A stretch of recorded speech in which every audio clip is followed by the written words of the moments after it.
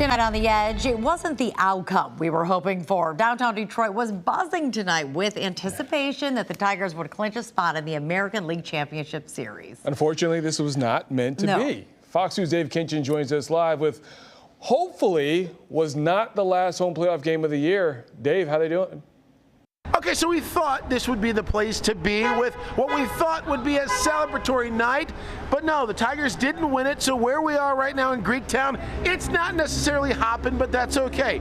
Everybody here still has the faith. Game 5 is where the Tigers will make it happen. Here's a listen to what fans say went wrong, and more importantly, what they need to do right.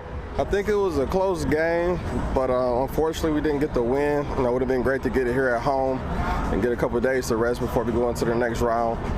But I think we'll get it on Saturday. We're a very resilient team, and we showed that all year, so I think we'll make it happen on Saturday. They feel a little pressure, but we'll make it, you think? Yeah, I mean, we've been under pressure, all year, just even trying to make it to the wild card and advancing from there. So, like I said, we're a very resilient team, and I think we'll be able to make it happen on Saturday. I mean, that was a tough one. It's you win 2 in a row, and that's always going to be tough. But Scooball is going to be, he's our best pitcher. He's the man. You got to imagine that we're going to win it. Definitely that 9th inning run was really hard. Also feels tough that we only scored run when we had bases loaded, 0 outs earlier in the game, but I'm feeling good about having Scooball on the mound game 5. Pretty tough loss? Yeah, it was kind of a bummer. But, we got the Lions are going to kill it this year too, so it's going to be awesome that we're going to have the Tigers and the Lions and hopefully the Red Wings too, and we're going to kill it this year, so awesome. So we know Scuba will be on the mound, so we're good there. There might be a little bit of a pause to the, try that again, 3, 2, 1. So we know Scuba will be on the mound. That's going to be key. Will they take a little break for the pitching chaos? Or who knows what AJ has up his sleeve as our great manager. Bottom line, Game 5, the fans will travel well, no doubt, to Cleveland, and will bring back that W. In downtown, Dave Kinchin on The Edge. Well, also tonight, former President Donald Trump making another campaign stop in Detroit. And today, he spoke to the Detroit Economic Club at the Motor City Casino. So he discussed the economy, he discussed the EV, which he has done numerous times, but he also took a swipe at the city of Detroit during his speech. And keep in mind, this was in Detroit. Fox News' Lauren Edwards has more on his controversial comments. The whole country is going to be like, you want to know the truth? It'll be like Detroit. You know what? It is expected, to be quite honest with you. This is what he has proven to be time and time again, someone who lacks absolutely no substance. Former president and current Republican presidential nominee Donald Trump campaigned in Detroit Thursday morning, speaking at the Detroit Economic Club. He made some comments about the city that turned a few heads. Our whole country will end up being like Detroit if she's your president. You're going to have a mess on your hands. She destroyed San Francisco. She destroyed, along with Newsom, California. And we're not going to let her do that to this country. We're not going to let it happen. Detroit City Council President Mary Sheffield says that's not true. The thing is, where have you been, Trump? I mean, Detroit is on the rise. Detroit is a city that's filled with grit, resiliency, perseverance, and amazing things are happening in Detroit. Mayor Duggan heard about what he said and responded with this post on X, highlighting some of what's been going on around town, saying, quote, Detroit just hosted the largest NFL draft in history, and the Tigers are back in the playoffs. He even mentioned the Lions heading to the Super Bowl. Governor Gretchen Whitmer responded too, posting, quote, Detroit is the epitome of grit, defined by winners willing to get their hands dirty to build it up. This city is changing. Neighborhoods are thriving. Our businesses are thriving. We have one of the best real estate markets in the country. Team Trump in Michigan disagrees and emphasized what Trump said. They sent Fox 2 the following statement, which reads in part, quote, Detroit has suffered from globalist policies championed by Kamala Harris that has shipped manufacturing overseas.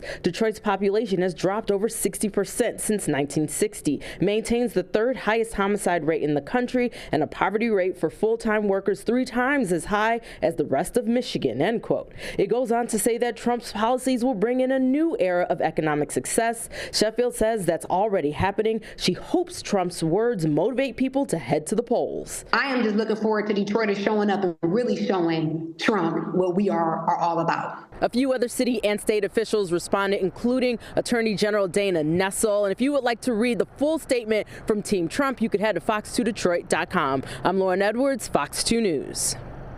Yeah, really igniting quite a bit of emotion today. Just a short time ago, Vice President Harris addressed Trump's comments at a rally in Las Vegas. She stated, "My opponent, Donald Trump, yet again has trashed another great American city when he was in Detroit, which is just a further piece of evidence on a very long list of why he is unfit to be president of the United States," end quote.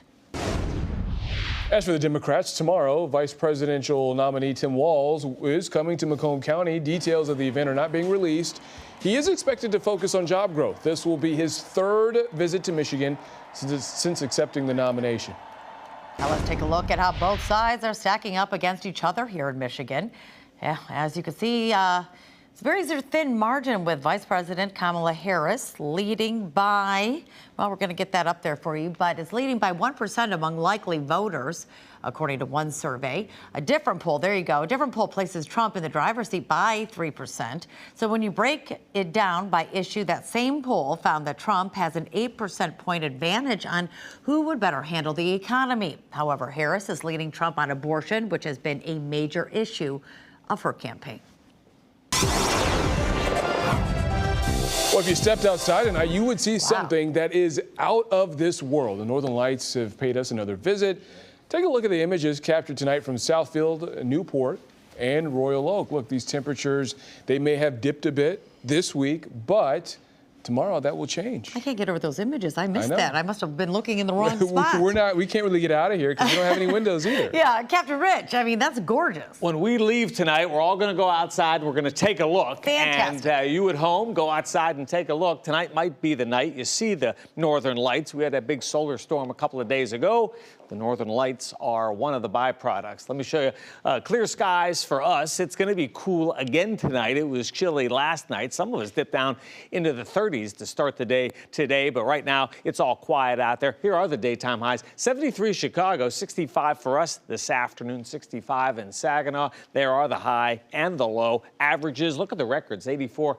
29 on the cold side. Yes, there are some chilly spots. Ann Arbor 41, Port Huron 41, 48 in Pontiac, 48 over in Mount Clemens. Not much of a breeze out there. Take a look at these numbers. 45 in Ludington, 59 Chicago. It's 70 degrees right now in Minneapolis, and that's why we're going to see warmer numbers tomorrow as high pressure retreats. We get that southwesterly flow ahead of our next frontal boundary, and that means tomorrow with a little oomph, we could make it to 80 degrees. Better chance for some rain comes late Saturday evening into Sunday with a system coming our way from the north and west. Cool and dry tonight, down to 44. Tomorrow, 77 degrees. It's going to be warm in the afternoon with that breeze. And then there is the 7-day forecast. Showers late Saturday evening into Sunday. Monday and Tuesday, noticeably cooler. We'll check it for you starting at 4 a.m. Brandon Tarrant, back to you. Thanks, Rich. Well, it's still bad, but it could have been a lot worse. Hurricane Milton made landfall during low tide, likely saving homes and lives. You see the images over our shoulders here, but tonight there are still concerns with flooding and more than 3 million people are without power. Fox News' Rebecca Castor gives us a closer look. Water rescues continue in low-lying areas as the state starts assessing the damage from Hurricane Milton. Oh my gosh. Some Floridians returning home Thursday to find their houses demolished and unlivable after Hurricane Milton pummeled the state as a Category 3 hurricane. Winds over 100 miles per hour, ripping the roofs off homes, knocking down trees, power lines, and leaving behind a path of devastation. This is home and it's gone. Home is gone. So home ain't home no more.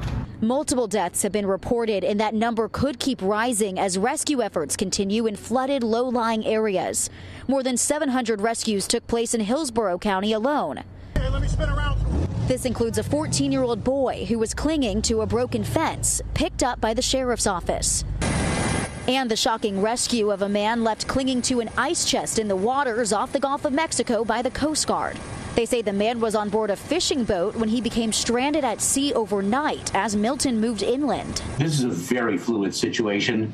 We are just beginning damage assessment. Meanwhile, federal officials continue reassuring the public funds are available to help storm victims. This includes cash to help those hit hard by tornadoes triggered by Milton, though officials warned more money would be needed to help with long-term recovery efforts. We will need additional funds, and we implore Congress, when it returns, to in fact fund FEMA as is needed. Along with water rescues, crews are still working to restore power to more than 2 million people in the dark. In St. Petersburg, Florida, Rebecca Castor, Fox News. A Hamtramck police chase takes a deadly turn. So an innocent driver was killed after two suspects barreled through an intersection at Conan and McNichols this afternoon. You can see the aftermath, heavily damaged vehicles and debris littered across the street. Police tell us that it started with a traffic stop just a few blocks away. Two women allegedly assaulted three officers before speeding away and blowing through a red light, crashing into a car. Disregarded the safety of the well-being of everyone around them, the cars and pedestrians, and they went obviously very fast, and they blew this red light here, as you can see, crashing into ultimately 5 cars. Police tell us that the suspects tried to run away after the crash, but were quickly cuffed and taken into custody. Well, this is a crime that is hard to fathom. A 7-year-old girl is stabbed by a stranger while playing at a Detroit park. She is luckily okay, and now describing the attack in her own words. A guy came up to me, he was like that, and then he got one hand, he didn't have anything on his hand. He did like pull my face up, and then the other hand was like a knife, and he just like came out of nowhere and just slid the knife on me.